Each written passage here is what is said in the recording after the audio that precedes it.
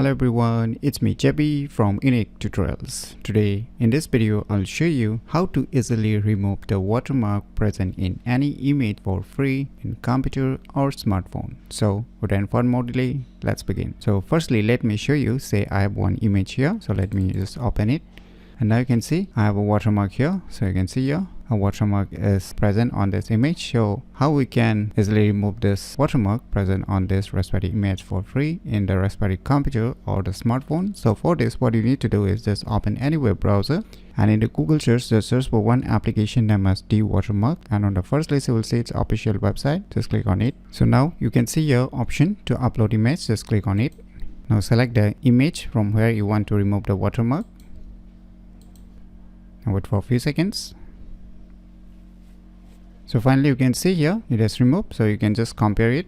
So this is the original one before, as you can see, and you can just swipe it towards the left. Now you can see it has automatically removed the watermark, as you can see here. Compare and see. So once you are satisfied with the final result, you can see here HD or original. So you can select either HD or you can select the original quality. So I'm gonna download the HD quality and click on download. So the file has been downloaded, so let me go to the folder where it is being downloaded and let me close this web browser. So now let us open it.